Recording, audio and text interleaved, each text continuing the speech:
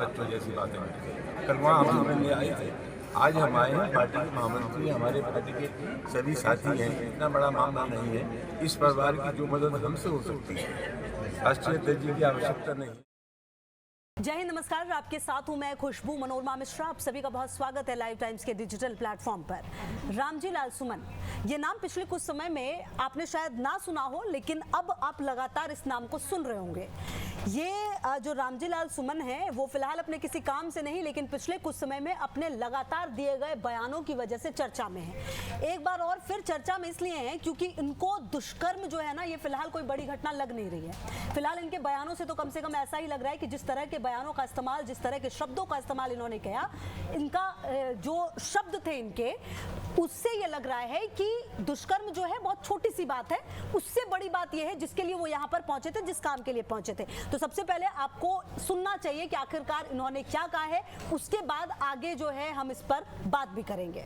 जहाँ कल अखिलेश जी आपसे मिलने के लिए आए और आप एक संदेश की तरह आए हैं, क्या राष्ट्रीय अध्यक्ष आपके इस पीड़ित परिवार से मिलने के लिए या क्या कोई मदद करेंगे? क्या आप बच्चों जैसी बातें करते हैं? कल वहाँ हम मिलने आए थे, आज हम आए हैं। पार्टी के महामंत्री, हमारे पार्टी के सभी साथी हैं। इतना बड़ा मामला नहीं है। इस परिवार की जो मदद हमसे हो सकती है, राष्ट्रीय अध्यक्ष जी की आवश्यकता नहीं है। इस परिवार की जो मदद हो सकती है हम जरूर मदद करेंगे, और हमने कह दिया है कि परिवार के लोग हमारे संपर्क में रहें। जो अधिक से अधिक मदद हम कर सकते हैं जरूर करेंगे। तो देखिए, अब आपने सुन लिया है कि उन्होंने क्या कुछ कहा है। अब इसके बाद अब आप ये समझिए कि पूरा मामला क्या था।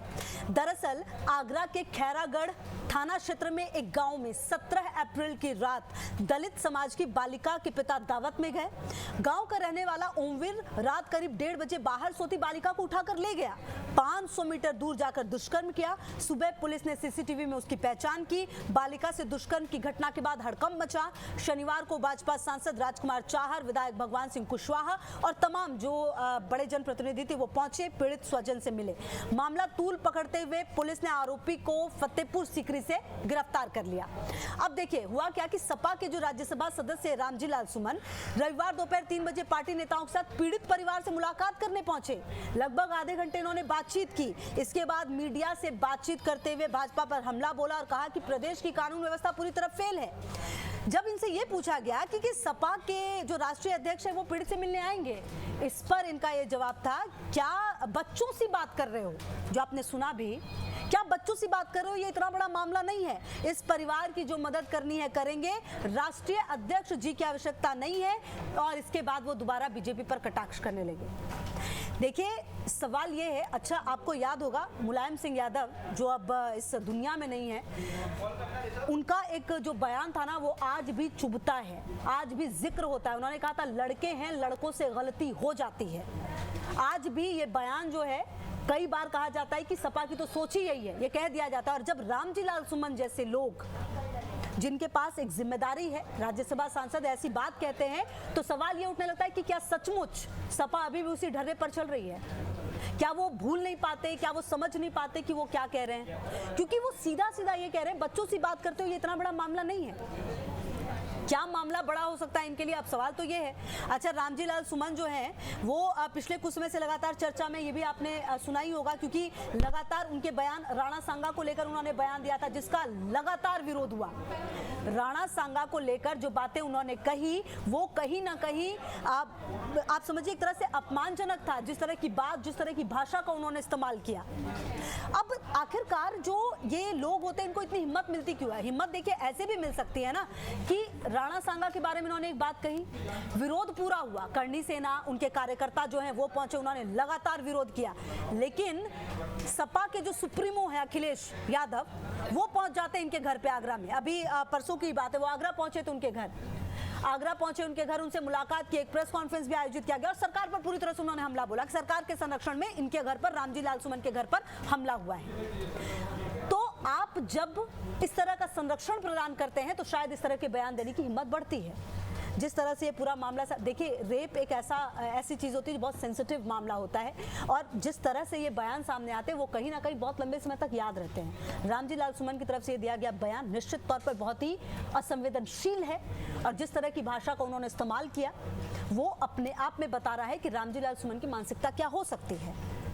रामजी लाल सुमन, जिन्होंने कि ये तो बयान दिया ही, इसके अलावा जो भी जिस तरीके के उन्होंने लगातार बातों का, जिस तरह के शब्दों का उन्होंने इस्तेमाल किया है, वो अपने आप में बता रहा है कि रामजी लाल सुमन शायद ये समझ रहे हैं कि अब उनको हर तरह से संरक्षण मिलेगा। पहले भी उन्हें अखिलेश यादव का संरक्षण मिला है राणा सांगा वाले विवाद पर, अब भी शायद मिलेगा, वो ऐसा सोच रहे हैं। लेकिन अब देखना ये होगा कि सपा के जो सुप्रीमो हैं अखिलेश यादव, वो क्या कहेंगे भी या नहीं कहेंगे, या फिर इस पूरे मामले, देखिए जिसकी सरकार है दिक्कत उसकी गलती तो है।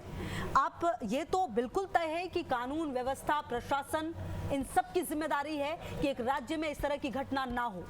लेकिन अगर आप एक कानूनी पद पर हैं तो आपको भी इस तरह के बयान नहीं देने चाहिए जहां पर आप ये कहें कि ये कोई बड़ा मामला नहीं है। मतलब आप इसकी सीरियसनेस को नहीं समझ रहे, शायद आपको ये बहुत छोटा मामला लग रहा है, आपको ऐसा लग ही नहीं रहा कि ये कोई बहुत इंपॉर्टेंट मामला है जिसमें आपके राष्ट्रीय अध्यक्ष की इन्वॉल्वमेंट है।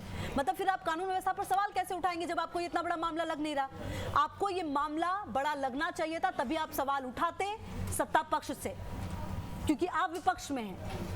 लेकिन अगर आपको ये मामला इतना बड़ा ही नहीं लग रहा तो फिर आप आने वाले समय में इसको लेकर कानून व्यवस्था पर सवाल क्या उठाएंगे, क्योंकि ये मामला तो बड़ा ही नहीं है अकॉर्डिंग टू यू, जो कि आप कह रहे हैं रामजी लाल सुमन जिस तरह की भाषा का इस्तेमाल कर रहे हैं। ऐसे में अब जो विवाद है, देखिए ये पहला विवाद तो ठंडा हुआ ही नहीं था। अब दूसरा विवाद जो है, इससे पहले भी उन्होंने ये भी कह दिया था कि मंदिर के नीचे बौद्ध मठ होने की भी उन्होंने बात कह दी थी अंबेडकर जयंती पे।